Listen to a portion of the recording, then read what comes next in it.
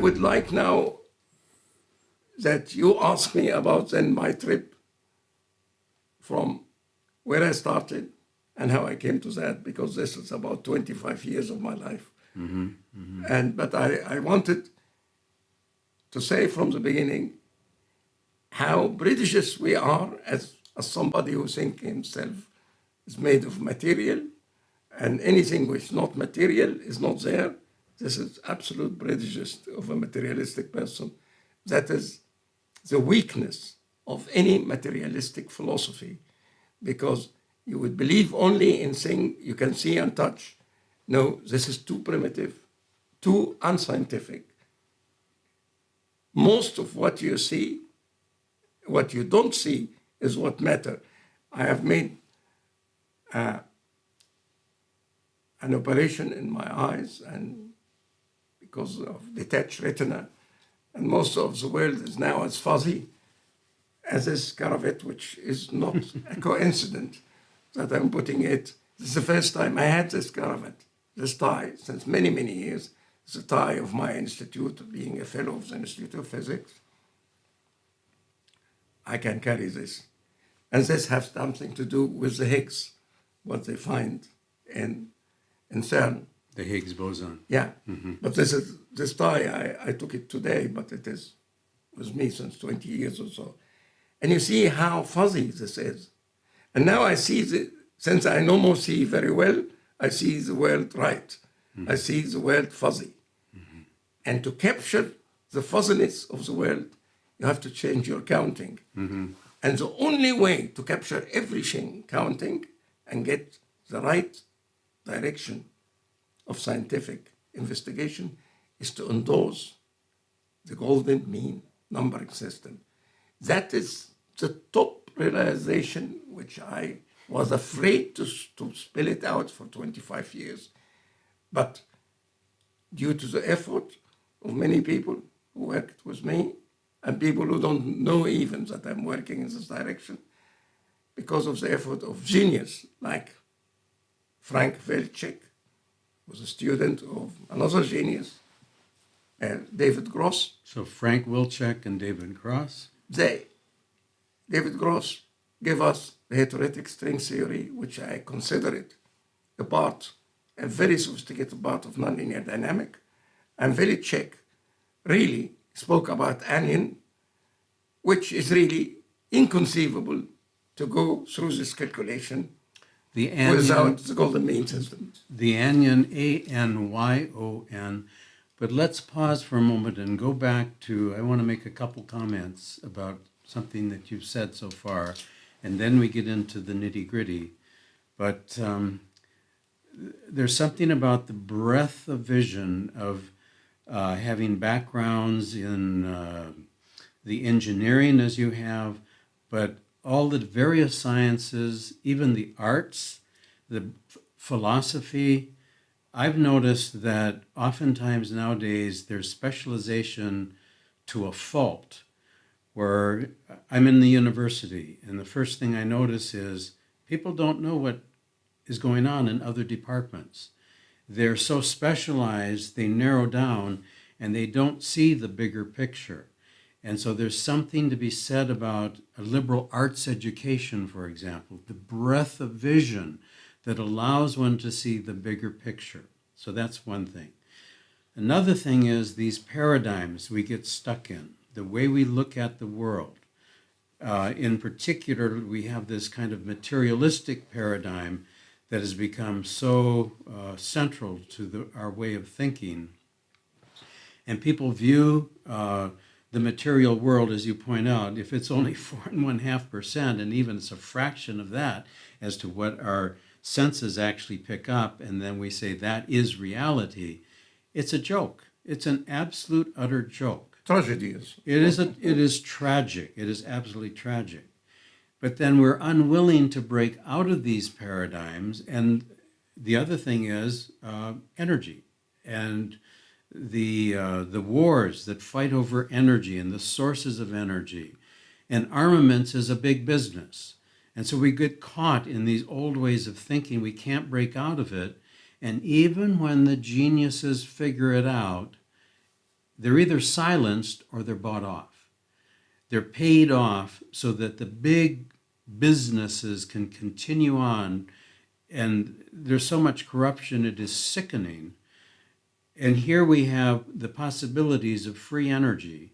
It could actually transform the world. So the other thing I want to say about this is paradigm change. We need to be willing to make these incredible breaks with past ways of thinking in Copernican revolutions. There are these points of eureka. You have found the most incredible Archimedean eureka or Copernican revolution with what you've stumbled onto, if I may say it that way. And yet, it's almost like you're not even being allowed to bring this forth. So that's really kind of what we're doing here, is we're going to make sure that we preserve this for posterity. So the next stage into this is this kind of radical transformation of consciousness that comes with the insights, the pure number theory that you have discovered with the golden mean numbering system. But before we even go there, let's go into the background of you as a person. And if you don't mind, if you're willing, Yeah, I am willing. because I know Ilya Prigogine is right at the roots of some of your education, your discovery, but we want to hear it from you. Really, my education starts by my mother and my father. And this is, again, something which I feel very bad about. I feel very bad and guilty about everybody who didn't have a father and mother like me. Because here I was in this world, and I had loving father and mother, not only loving, but financially capable, because my grandfather was very rich, to give me the best education. I didn't want to leave Egypt. I was beaten up by my father and forced to go to Germany to have a better education, and then to England to have a different education. So my tiny-minded love to going to the cinema and the club in Cairo, and I didn't want to go anywhere, but my father had the means to send me. And now I cannot just say how grateful I am to him, but how many people can have this fortunate situation? So really, this is the first education. I remember I was very patriotic, and although Nasser nationalized our family and took our fortune, particularly from my mother, I loved Nasser because I love equality and I love justice. So I thought we are too rich and the rest are too poor. So he's right. My mother wasn't very pleased that her son is speaking like that. In any case, by going abroad and seeing different way of doing things and different mentalities, and that nationalism particularly, which is not just love thy neighbor, but being proud to the extent that you are discriminating against other people who are not belonging to your tribe. I now am ashamed that I was that nationalist. I think such nationalism shouldn't exist. We should be proud to be human.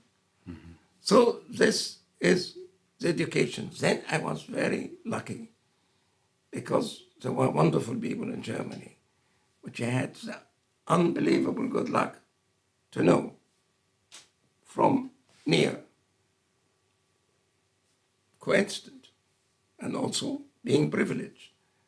Carl Friedrich von Weizacker, who was giving lectures, and I was attending his. I was a student of civil engineering, like my father wanted me to. Thanks God, because you have a job and salary.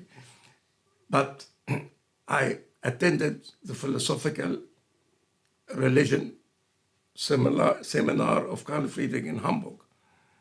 And through him, I got to know Heisenburg. And through Heisenburg, I was engineer with Herman Bondi, who was instrumental of getting me to Cambridge when I later, after I became an engineer and worked enough to have enough to persuade my father to move to something else. Actually, my father is the one who insisted that I do a PhD in England. So I got to know Herman Bondi, one of the opponent of the Big Bang. I didn't know at this time. We became friends, and he helped me a lot. A fantastic, charming Jewish Viennese who came to Cambridge, and although he lost a lot of what he had in Vienna, he never lost his Viennese accent even when he speaks English. And I learned so much from him. Because you were at Cambridge at the time. He's the one who got me there. I see. I became in the department of applied math and theoretical physics. And I felt like a small midget between all that. He was the famous Steve Hawking and so many other people. And Bondi had an enormous distrust to any form of organized religion. And I'm a Muslim. So I had to think about what he said and rearrange things, because this was a man with an enormous knowledge. I got to know so many people. I got to know their ideas, and I was privileged to know Ilya Prigogine, who was like a father to me. Ilya really. Prigogine. And he was good at everything except hard mathematics. He didn't like it very much. But he was insistent that the reversibility of time is an illusion. And the reality is time only go forward. I wanted to prove him right, but it was difficult. But nevertheless, he influenced me quite a bit. I got to know also a fantastic personality, a mild, soft, open-minded and kind, modest man, Gerard Hooft, Nobel laureate of physics. And one of the things I can never forget, because I was in awe every time I see him, this is a great man. What was the name? Gerard Hooft. Oh, Gerard Hooft. Gerard Hooft. I was in awe every time I see him. And then he told me once, Mohamed, don't forget, Nobel laureate are just a human like everybody else. So it was very sobering remark, you know. You have, and really, Einstein used to say, this guy Newton and this guy Kepler, and Born once told him, Albert, why are you talking without respect from such a great people? He says, this guy Newton. He said, no, they are so big and so great. Unless I lose some respect, I cannot even breathe and think about them. So you read what he was saying in his delightful Jewish way, is that respect is not just to say, küss die Hand, gnädige Frau, kissing your hand. Respect is really to be truthful to the people you are talking to.